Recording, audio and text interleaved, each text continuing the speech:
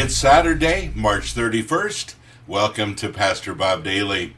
James, my friend on Twitter, says, Pastor Bob, do you have to go to church to be a Christian? Straightforward, good question.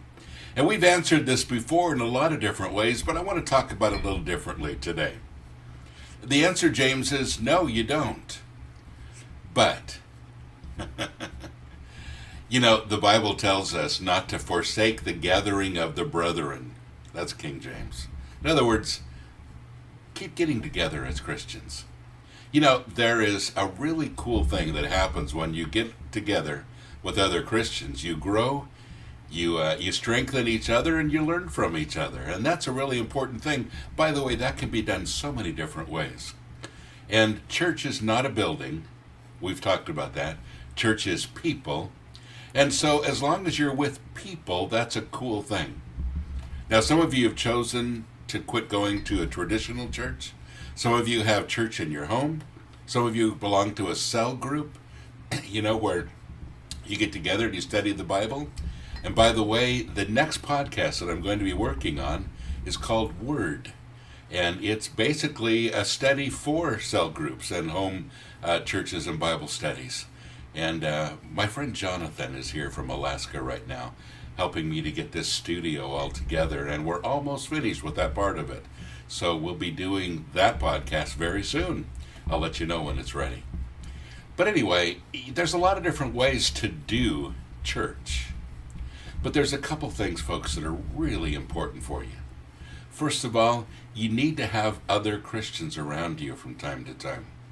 It's such a great feeling to be encouraged and lifted up by people who believe in you, who share the same beliefs that you do. And if you're in a church or a group of people that tear you down and that you have problems with, and it seems like you're always getting beat up, please don't stay there. Please don't stay there. It's not biblical. You need to be in a place where you're encouraged, not discouraged. And there's another aspect here too that's really important. You need to be mentored. You need to be mentored. You need to have at least one person in your life who you can talk to about anything. Somebody that's older, somebody that's a little wiser, somebody that has the time to speak into your life and spend quality time with you. And all of us have questions, folks. All of us do. We all need someone to bounce things off of. And a mentor is so good for that. Some of you are discouraged today. Some of you are feeling a little lonely, alone. Some of you have questions that you just can't get answered. And you really need somebody to help you figure out the forest for the trees. To begin to understand some aspects of your life, some aspects of the Bible that you can't figure out on your own.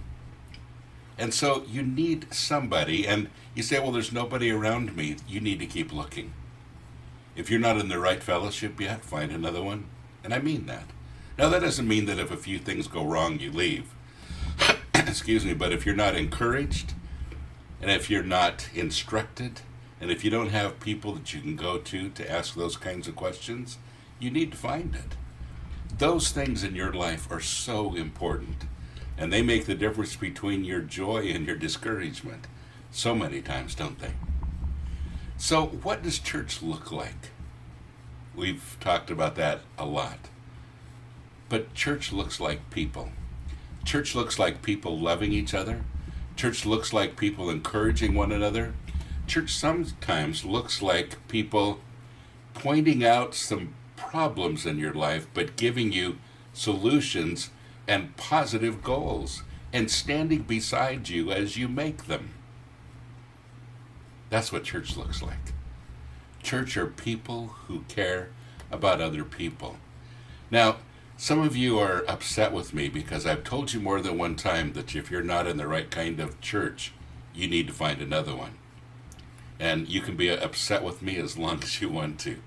But if you're not healthy where you're at being a Christian, there is no reason for you to stay. Find some place where you can be healthy, where you can grow, people that will encourage you to fall in love with Jesus more, to fall in love with your wife or your husband more, and who will love you and encourage you in a group of believers. I hope that helps. God bless you. Have a great day.